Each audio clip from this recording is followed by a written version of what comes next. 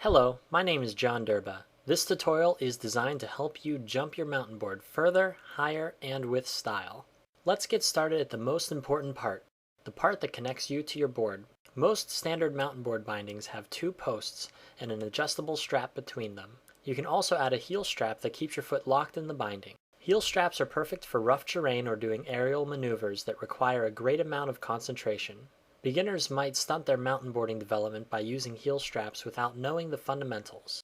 We are going to learn how to jump without heel straps, so if we fall, we'll be able to bail from the board and use our feet to stop the fall rather than our wrists.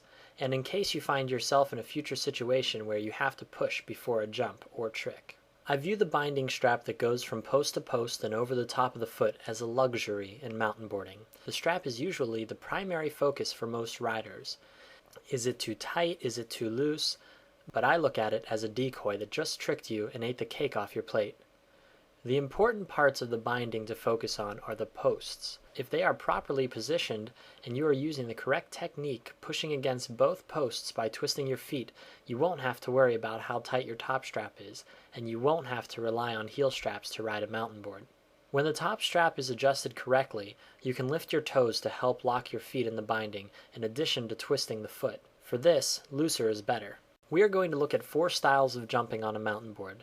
There are the classic ollies and nollies, as well as, for a lack of better terms, 2-footed dynamic jumping and 2-footed static jumping.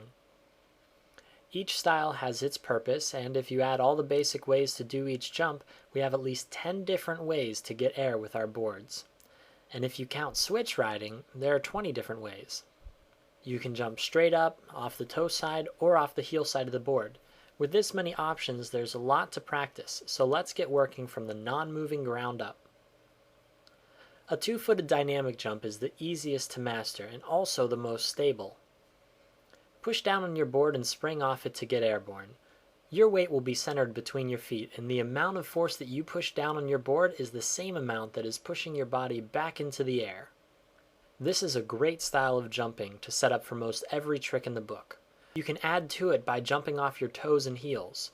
Try this first by jumping over a line and then moving up to a curb or higher objects. As you gain proficiency, add some speed and set some goals for yourself. Eventually, you'll be able to jump into a front side or backside grind, engage corked spins, or safely get out of the way of an obstacle. An ollie is the advanced version of the 2-footed dynamic jump, and once it's learned, it becomes most riders' primary style of jumping. When trying to go big with an ollie, do not fall into the trap that is set by thinking that you jump off the back of the board. The force is exerted through the back of the board, yes, but you're still jumping straight up. The mountain board conforms to you, not the other way around. Move the board forward to align the back wheel under your body and begin to lift the front of the board off the ground. Push straight down to jump off the ground as you raise your arms, helping to bring the rest of your body up. As you're leaving the ground, level the board out by tucking the back leg and enjoy a great landing. Tucking the back leg and poking out the nose is a sign of an explosive ollie that is at the edge of your ability of height and distance for the speed that you are traveling. It also looks cool and can be referred to as style. A nollie is the same as an ollie, but instead of moving the board forward and jumping off the back wheels, the board is moved backwards and the rider jumps off the front wheels. The biggest advantage to jumping like this is that people will like you more. And the reason why is because people like someone with intrigue and excitement in their life, and that is exactly what a nollie brings. A 2-footed static jump is like pulling the fire alarm at your school. You shouldn't do it, but it might save your life someday, so it's best to know about it and how to use it. The idea is, if you suck up your legs faster than gravity pulls your body down, then you should have a little time to jump over something without hurting it or yourself. The 2 most common uses for this style of jumping are, first, sucking up a kicker that you don't feel comfortable with, causing you to coast over the top instead of being launched into the air. And the second most common use is to avoid baby unicorns that are running amok. Or other situations like that. If you know how to do all of this stuff that we talked about, then you're ready to go bigger. Here are a few things to keep in mind. Always do your best to land on your board because it flexes and your bones don't.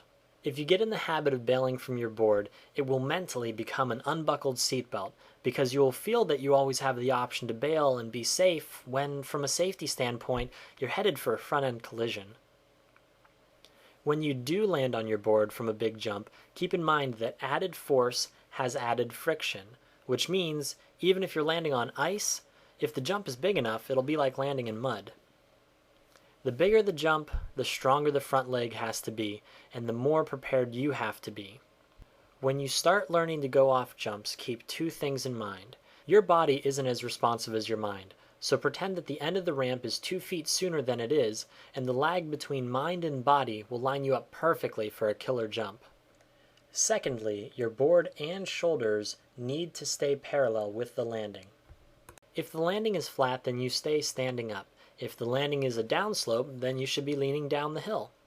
If you don't do this, people will make fun of you, and that is only because you have fallen. But get back up and adjust the position of your body over your board when landing, and become the cool kid. I hope this video helps some people. Let me know what you want to learn next. Get out and ride.